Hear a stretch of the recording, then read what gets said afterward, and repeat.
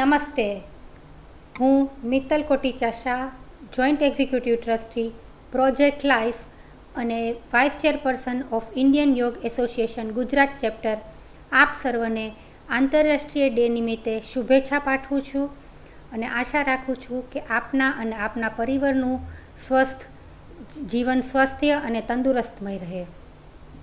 મિત્રો, આપ સર્વે જાણો છો કે આપણે છેલ્લા 1.5 વર્ષથી કોરોના મહામારી સામે લડી રહ્યા છે અને આપણને ખબર પણ નથી કે આ મહામારીનો ક્યારે અંત આવશે.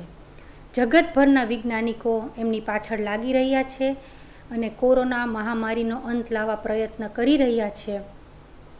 પણ રોજબરોજ અને જે પરિસ્થિતિમાંથી આપણે પસાર થઈ રહ્યા છીએ તો આપણને લાગે છે કે આ કોરોના મહામારીનો અંત તુરંતમાં આવશે નહીં અને કેટલો સમય લંબાશે એની પણ આપણને ખબર નથી.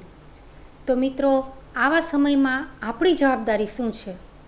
આપણે અને આપણો પરિવાર સ્વસ્થ અને નિરોગી જીવન જીવે અને ટેન્શન ફ્રી રહે, સ્ટ્રેસ મુક્ત રહે, એ આપણી જવાબદારી છે. તો એના માટેના આપણે શું કરશું? તો છેલ્લા 1.5 વર્ષથી આપણે જોઈએ છીએ કે અનેક ડૉક્ટર્સ, ભારતના ડૉક્ટર્સ, વિશ્વના ડૉક્ટરો યોગને ખૂબ જ મહત્ત્વ આપી રહ્યા છે.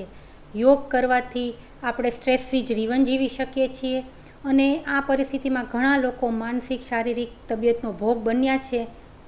તો યોગ આપણને તંદુરસ્ત જીવન જીવવામાં મદદરૂપ કરે છે. આપણા ઋષિમુનિઓ અને બધાએ આ યોગને ખૂબ જ ઇમ્પોર્ટન્સ આપ્યું છે, એનું ખૂબ જ મહત્ત્વ બતાવ્યું છે. તો આવા સંજોગોમાં યોગ આપણને એક શ્રેષ્ઠ જીવન જીવવા માટે થઈને અવશ્યપણે મદદરૂપ થશે. યોગ આપણા સર્વની ઇમ્યુનિટી વધારે છે અને આપણને એક વિશ્વાસપૂર્વક એક જીવનમાં આગળ આવવા માટે થઈને એક તક પૂરી પાડે છે. જેમ યોગનું મહત્ત્વ છે એવી જ રીતે આપણા ડૉક્ટર્સે મેડિટેશન, ધ્યાનનું પણ મહત્ત્વ આપ્યું છે અને ધ્યાન ધરવાથી પણ ખૂબ જ માનસિક અને શારીરિક શાંતિ થાય છે અને અનેક આપણને લાભ થાય છે. યોગથી અનેક રોગોનું નિવારણ થાય છે અને એક કહેવત છે કે યોગ ભગાડે રોગ. તો યોગથી અનેક રોગોનું નિવારણ પણ થાય છે. જો યોગને આપણા જીવનમાં આપણે શરૂઆતથી જ અપનાવીએ તો આવતા સમયમાં મોટા રોગો અને મોટી મહામારીઓથી આપણે બચી શકાય છે. અને આપ સર્વેએ જોયું છે કે જેના જીવનમાં યોગ કાર્યરત હતું ને જેઓ લોકો કાયમી ધોરણે યોગ કરતા હતા એમને આ મહામારીથી ઘણા સક્ષમ બન્યા છે અને મહામારીનો બહુ સારી રીતે એ લોકોએ સામનો કર્યો છે. તો આજના આ આંતરરાષ્ટ્રીય યોગ દિવસ નિમિત્તે હું આપ સર્વને આપના મંગલમય જીવનની કામના કરું છું અને આપ સર્વ નિયમિત યોગ કરો એવી હું શુભેચ્છા પાઠવું છું. જો મિત્રો, નિરામય રહેશે પરિવાર તો યોગમય બનશે ગુજરાત. તો આવો આપણે સૌ સાથે મળી અને આ યોગનો સંદેશો નહીં ગુજરાતમાં, ભારતમાં પણ વિશ્વમાં ફેલાવીએ અને આપણા ગુજરાતને યોગ ક્ષેત્રે ખૂબ જ આગળ લાવીએ. તો મારી આ વાર્તાને વિરામ આપું છું. નમસ્તે, જય હિન્દ, જય ભારત. હવે હું રાજીવ કુમાર મિશ્રા, જે પ્રોજેક્ટ લાઈફ સાથે 18 વર્ષથી જોડાયેલા છે અને 25 વર્ષથી એમને જે યોગનો અનુભવ છે એ આપણને પ્રેક્ષાધ્યાન વિશે ઊંડાણપૂર્વક માહિતી આપશે. सभी को मेरा नमस्कार. अंतर्राष्ट्रीय योग दिवस के इस अवसर पर इंडियन योग एसोसिएशन गुजरात चैप्टर द्वारा आयोजित इस वर्चुअल कार्यक्रम में मैं आप सभी का हार्दिक स्वागत करता हूं. मुझे आचार्य तुलसी की एक पंक्ति याद आ रही है. उन्होंने कहा, सुधरे व्यक्ति समाज व्यक्ति से राष्ट्र स्वयं सुधरेगा. हमें राष्ट्र समाज को सुधारने की बजाय एक व्यक्ति को परिवर्तित करना है. आज जिस तरह से समाज में हिंसा, क्रूरता, नशा, पारिवारिक क्लेश बढ़ता जा रहा है, इसमें हमें अवश्य चिंतन करना चाहिए कि हमें व्यक्ति के मानस को किस प्रकार से परिवर्तित करना है. व्यक्ति का हृदय परिवर्तन, मनस परिवर्तन और विचार परिवर्तन बहुत ही आवश्यक है। जब तक व्यक्ति का विचार परिवर्तन नहीं करेंगे तब तक उसमें कोई भी सुधार हम नहीं देख सकते। प्रेक्षा ध्यान के द्वारा हम व्यक्ति के भीतर एक परिवर्तन ला सकते हैं और उस परिवर्तन के माध्यम से उसके भीतर जो रूपांतरण होगा वो एक आदर्श व्यक्ति के रूप में समाज में स्थापित होगा। हमें एक अच्छे नागरिक की तरह समाज, राष्ट्र की सेवा करनी है और इससे भी हमारा बड़ा दायित्व है कि हमें परिवार के एक एक सदस्यों को सुखाकारी पूर्वक रखना है। प्रेक्षा ध्यान का अभ्यास हमारे भीतर इसी परिवर्तन को लाता है। भाव के अंदर हम परिवर्तन लाएं, इसमें ध्यान की बहुत बड़ी भूमिका है। तो हम पहले प्रेक्षा ध्यान के बारे में थोड़ा समझने का प्रयत्न करते हैं। प्रेक्षा ध्यान इक्ष धातु से बना है, प्र प्लस इक्ष अर्थात प्रेक्षा। प्रेक्षा का मतलब होता है देखना या जानना। अब प्रश्न उठता है किसको देखना। यहाँ पर कहा गया है कि आत्मा के द्वारा आत्मा को देखना, स्वयं के द्वारा स्वयं को जानना। जब तक हम अपने भीतर अपने स्वयं के बारे में नहीं जानेंगे तब तक ध्यान घटित नहीं होगा। प्रेक्षा ध्यान की उपसंपदाओं की बात की गई है। यहाँ पर 5 उपसंपदाओं की चर्या की बात हम करना चाहेंगे। पहला है भाव क्रिया अर्थात वर्तमान क्षण में रहने की कला।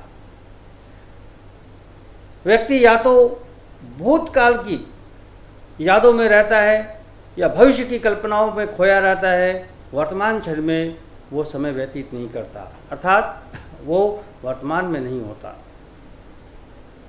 ध्यान हमें वर्तमान क्षण में रहने की कला सिखाता है। To live in the present time is called meditation. वर्तमान क्षण में रहने की जो कला है वही ध्यान है। प्रत्येक कार्य को जानते हुए करना, सजगता पूर्वक करना, यही ध्यान है। आपने देखा होगा या अनुभव किया होगा कि जब हम कोई एक क्रिया कर रहे होते तो इस क्रिया में हमारा पूरा ध्यान नहीं होता। हमारे मन में अलग अलग विचार चलते रहते हैं, लेकिन हमें उन विचारों को हटाते हुए केवल वर्तमान क्षण में रहने की कोशिश करनी है। और ये तभी संभव है जब हम ध्यान का अभ्यास करें। दूसरा है प्रतिक्रिया विरति। प्रतिक्रिया मतलब रिएक्शन नहीं करना, प्रतिक्रिया नहीं करनी, समभाव में रहना। समभाव की स्थिति ये तभी संभव है जब हम ध्यान का गहरा अभ्यास करेंगे। तीसरा है मैत्री भाव।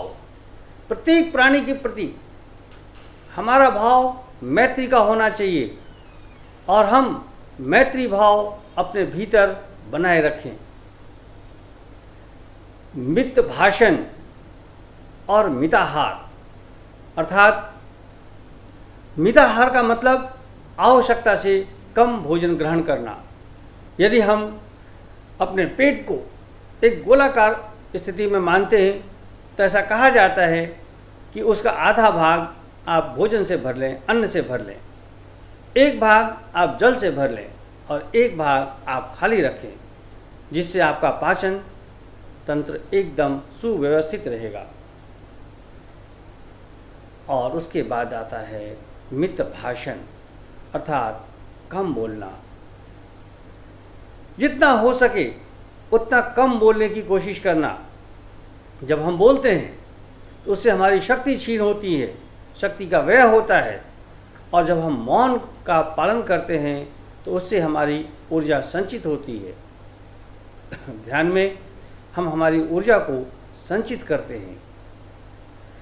बहुत अच्छा कहा है कि वाणी ने कहा बह गया, मौन ने कहा रह गया। अगर हम मौन का अभ्यास करें तो ध्यान स्वयं घटित होने लगता है। इन 5 उपसंपदा की चर्याओं के साथ प्रेक्षा ध्यान का अब अभ्यास, उसके बारे में मैं आपको बताना चाहूँगा। प्रेक्षा ध्यान जो आचार्य महाप्रज्ञ की देन है, एक बहुत ही सरल विधि है। कोई भी व्यक्ति इस ध्यान के अभ्यास को कर सकता है। जैसा कि मैंने आपको बताया कि ध्यान वर्तमान क्षण में रहने की अवस्था है। पहली बात कि हमें हमारे विचारों पर नियंत्रण लाने के लिए ध्यान का अभ्यास करना है, और ध्यान के अभ्यास से एक ऐसी अवस्था का निर्माण होता है जिसे हम निर्विचार अवस्था कहते हैं। एक ऐसी अवस्था जहाँ कोई विचार नहीं। उस स्थिति तक पहुँचने के लिए हमें लंबे ध्यान के अभ्यास की आवश्यकता रहती है। ध्यान के इस अभ्यास में सबसे पहले जरूरी है कि आपके बैठने का तरीका, बॉडी पोस्चर। यहाँ पर मैं आपको बताना चाहूँगा कि जैसी मुद्रा, मुद्रा का अर्थ पोस्चर, जैसी मुद्रा वैसा भाव, जैसा भाव वैसा श्राव, और जैसा श्राव वैसा स्वभाव, और जैसा स्वभाव वैसा हमारा व्यवहार। अर्थात आपकी मुद्रा से आपके व्यवहार परिलक्षित होते हैं।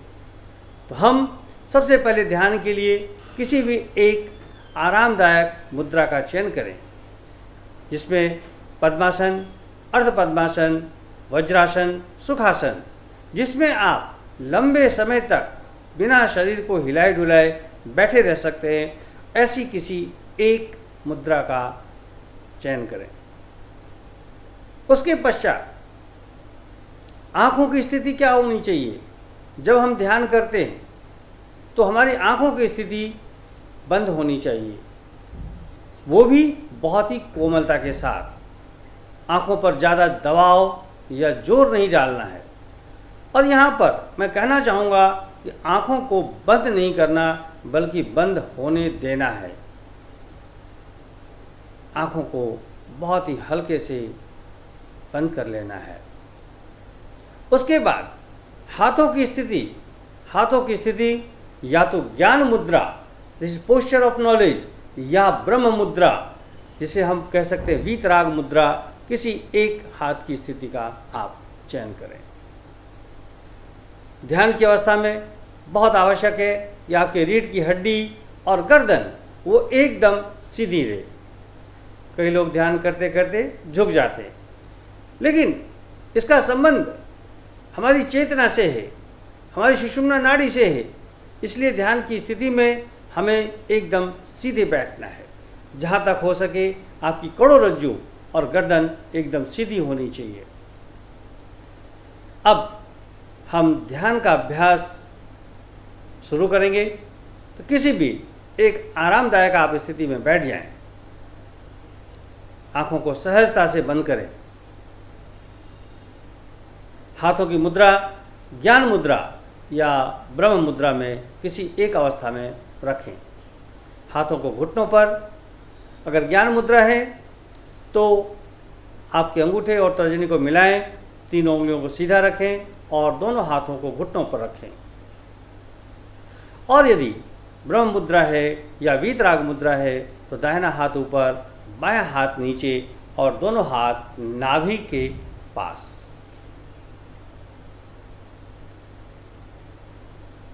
अब आप पहला अभ्यास करेंगे जिसे हम कायोत्सर्ग कहते हैं। कायोत्सर्ग अर्थात काया का उत्सर्ग करना। यहाँ काया का उत्सर्ग का मतलब काया के प्रति अर्थात शरीर के प्रति जो राग है, द्वेष है, हमारा ममत्व है, उसको छोड़ना। तो सबसे पहले आप थोड़ी देर के लिए काय गुप्ती का अभ्यास कीजिए। काय गुप्ती अर्थात शरीर को बिना हिलाए डुलाए एक ही अवस्था में बनाए रखें।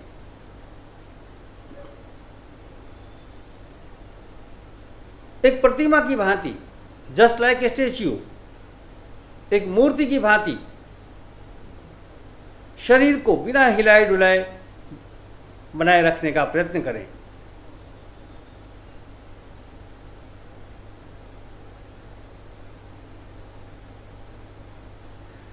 अब आप बंद आंखों से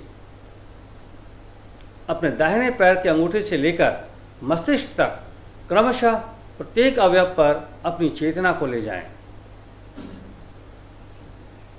प्रत्येक अवयव के प्रति सजग बने। अनुभव करें, दाहिने पैर के अंगूठे से लेकर मस्तिष्क तक का पूरा भाग शिथिल होता जा रहा है, रिलैक्स होता जा रहा है।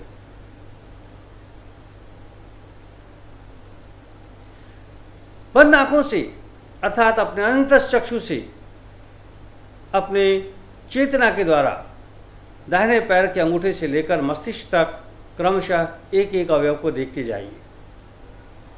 शिथिलता का सुझाव दें और शिथिलता का अनुभव करें।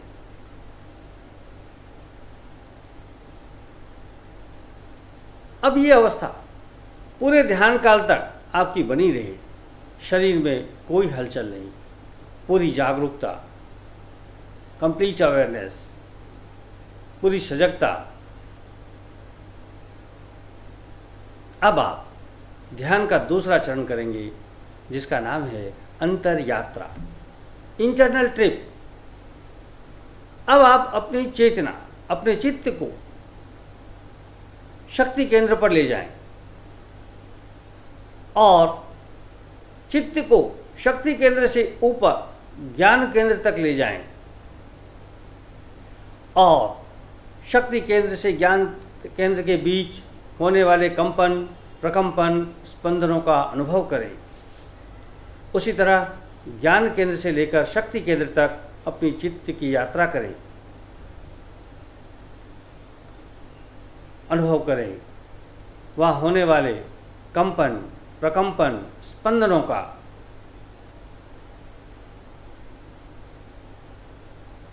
अपनी अंतर्दृष्टि को जागृत करने के लिए अंतर यात्रा का अभ्यास बहुत ही मदद रूप है, बहुत ही लाभकारी है।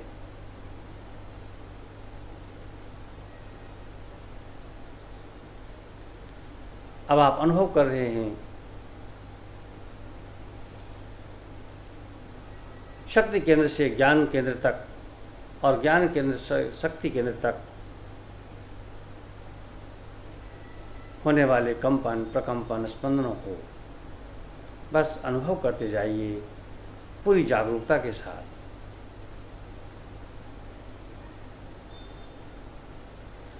अब हम ध्यान का अगला अभ्यास करेंगे जिसे हम दीर्घ श्वास परीक्षा कहते हैं।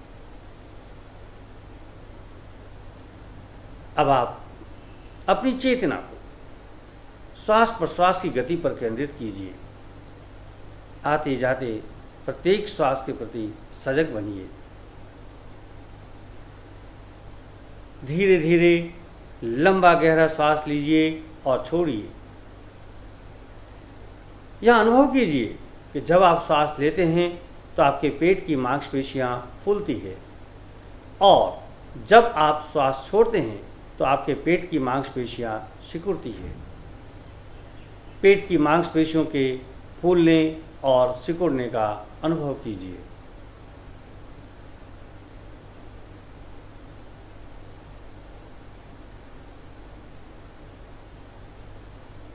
पूरा ध्यान आपका श्वास के ऊपर केंद्रित बनाए रखिए।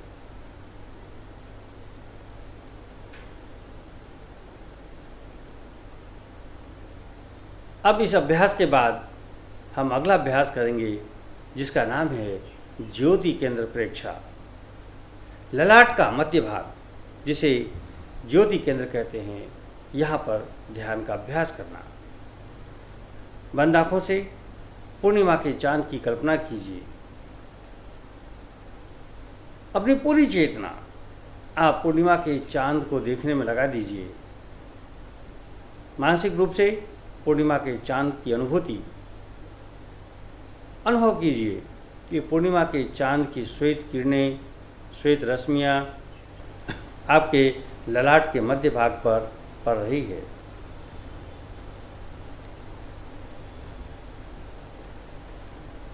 ललाट के मध्य भाग पर पूर्णिमा के चांद की श्वेत किरणों का अनुभव कीजिए। थोड़ी देर पश्चात आप आपकी अनुभव कीजिए कि आपका पूरा ललाट श्वेत रंग के परमाणुओं से भर गया है। श्वेत रंग की किरणें ललाट के पूरे भाग में भर गई है।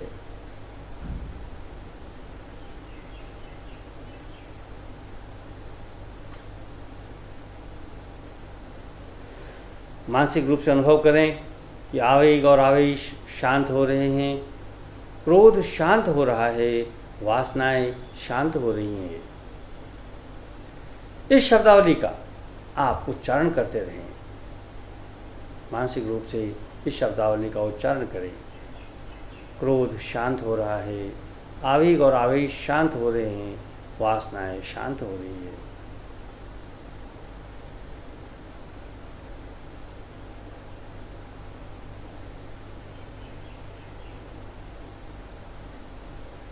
अब आप इस ध्यान के अभ्यास से बाहर निकलने के लिए पुनः अपनी चेतना श्वास प्रश्वास की गति पर केंद्रित कीजिए।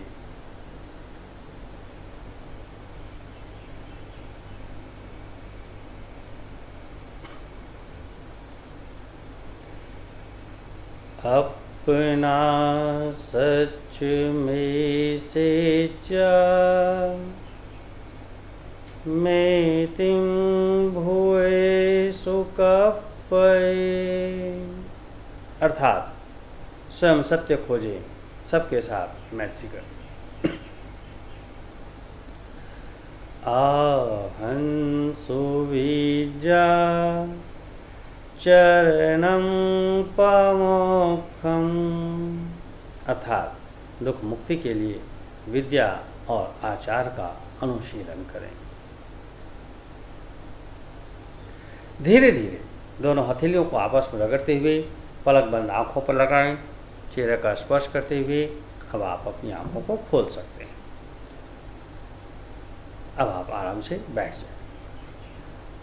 अभी आपने प्रेक्षा ध्यान का अभ्यास किया। आज के समय में प्रेक्षा ध्यान की प्रासंगिकता इसीलिए बढ़ जाती है क्योंकि आज का हर व्यक्ति मानसिक रूप से अनेकानेक समस्याओं से त्रस्त है। चिंता, तनाव, क्रोध, उद्वेग, मानसिक असंतुलन, ऐसे कई सारी चीज़ें हैं जो व्यक्ति को परेशान करती है। और अगर एक व्यक्ति चिंतित रहता है तो उसका असर उसके पारिवारिक जीवन पर पड़ता है, इसमें कोई शंका नहीं। परिवार के दूसरे लोगों पर उसका प्रभाव होता है।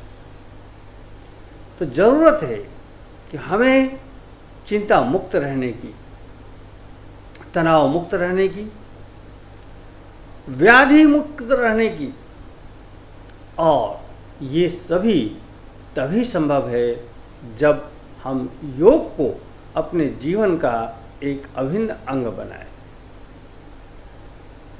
यह मैं कहना चाहूँगा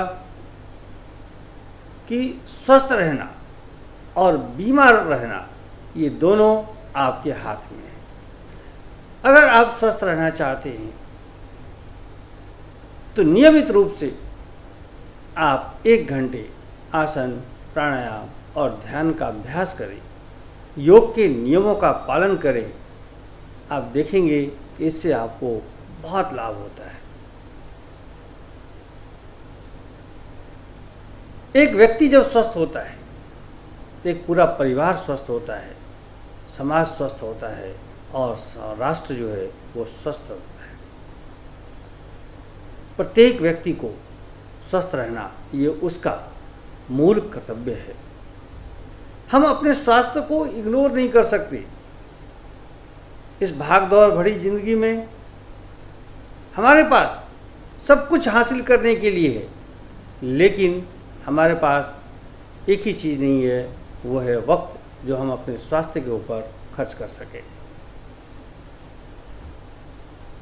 आधे घंटे का वक्त, 1 घंटे का वक्त अगर अपने स्वास्थ्य को ठीक रखने में लगाया जाए तो लंबे समय के बाद इसका परिणाम बहुत ही सुखद प्राप्त होता है। परिवार के एक एक सदस्यों को स्वस्थ रखना ये हर एक परिवार के मुखिया का दायित्व है और ये तभी संभव होगा जब हम उनको स्वास्थ्य के महत्व के बारे में बताएं। इस कोरोना महामारी के दौरान लगभग सभी लोगों ने स्वास्थ्य के महत्व को समझा, स्वास्थ्य के प्रति जागरूक हुए, खान पान के प्रति जागरूक हुए, दैनिक जीवनचर्या में बहुत सारे उन्होंने परिवर्तन किए। लेकिन ज़रूरत है इन चीज़ों को बनाए रखने की। जब परिवार का हर एक व्यक्ति स्वस्थ रहता है तो उस परिवार में आनंद ही आनंद आप देख सकते हैं। लेकिन जब कोई परिवार का व्यक्ति बीमार हो, रुग्ण हो, तो आप उस परिवार की स्थिति को देखें, पूरा परिवार उनके पीछे लगा रहता है, किसी तरह उनको स्वास्थ्य प्राप्त हो इसके लिए कोशिश करते रहते हैं। तो बेहतर है कि योग को हम अपने जीवन में स्थान दें और स्वास्थ्य का रक्षण करें। A healthy body has a healthy mind. एक स्वस्थ शरीर में ही एक स्वस्थ मन का वास होता है। और अगर हम शरीर से स्वस्थ हैं और मन से बीमार हैं तो भी ये अच्छे स्वास्थ्य की निशानी नहीं है। हमें शरीर से, मन से स्वस्थ बने रहना है। न केवल हमें स्वयं को स्वस्थ रहना है, अपितु हमें परिवार के हर एक सदस्यों को स्वस्थ बनाए रखना है। और जब आप योग को जीवन में महत्व देंगे, नियमित रूप से आसनों का अभ्यास, प्राणायाम का अभ्यास और ध्यान का अभ्यास पूरे परिवार के लोग एक साथ बैठ के करेंगे तो एक अद्भुत वातावरण, अद्भुत आनंद, अलौकिक आनंद सभी को प्राप्त होगा।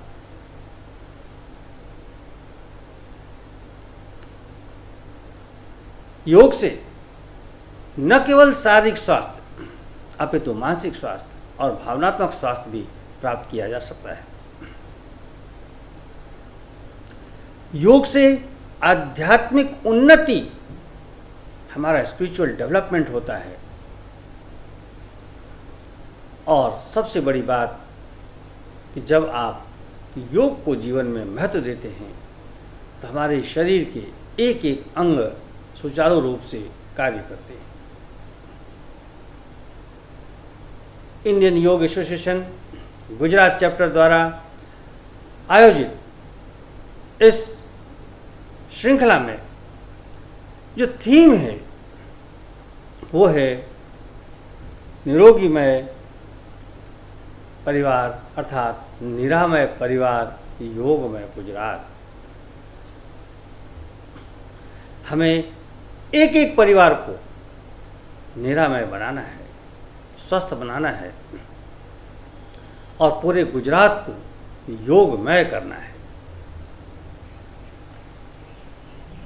योग के प्रति लोगों में काफ़ी जागरूकता आई है और पिछले कुछ वर्षों में लोगों ने योग को अंगीकार किया है।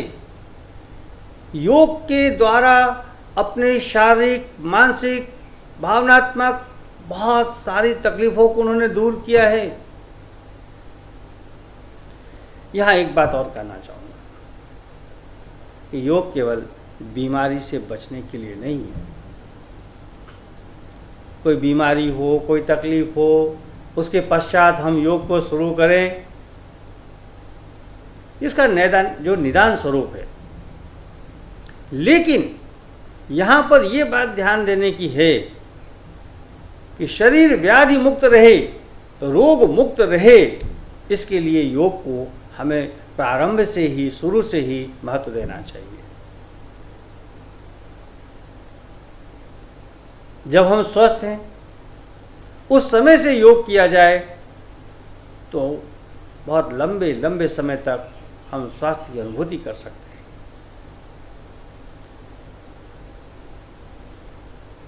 स्वास्थ्य का रक्षण स्वयं का, परिवार का, ये हम सभी का दायित्व है। आइए हम सभी विश्व योग दिवस के इस शुभ अवसर पर ये प्रतिज्ञा करें, ये प्रण करें कि योग को हम अपने दैनिक जीवन का एक अंग बनाएं और नियमित रूप से योग का अभ्यास कर अपने स्वयं के स्वास्थ्य का, अपने परिवार के स्वास्थ्य का हम रक्षण करें। योग जब आप करेंगे तब उसके लाभों को आप अनुभव कर सकते हैं। योग अनुभूति का विषय है, योग वर्णन का विषय नहीं है, योग व्याख्या की विषय नहीं है। योग को आप अनुभव कर सकते हैं और वो अनुभूति तभी संभव है जब आप योग के इस सागर में डुबकी लगाएंगे। मैं आशा रखता हूं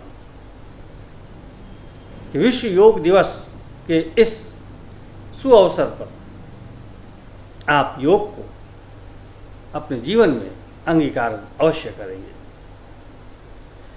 मैं इंडियन योग एसोसिएशन गुजरात चैप्टर द्वारा किए जा रहे कार्यों की अनुशंसा करता हूं और जिस तरह उन्होंने पूरे गुजरात को योगमय बनाने का संकल्प लिया है और उसके लिए ये प्रयत्न कर रहे हैं, वो प्रशंसनीय है। आइए आप सभी इंडियन योग एसोसिएशन गुजरात चैप्टर के साथ जुड़िए और पूरे गुजरात को योग में बनाने का ये जो भगीरथ कार्य है उसमें सहभागी बनिए। इसी के साथ मैं मेरी बात पूरी करता हूँ। आज का ये दिन आप सबके लिए शुभ और मंगलमय हो। इन्हीं शुभ भावनाओं के साथ सभी को मेरा प्रणाम, नमस्कार, अस्तु।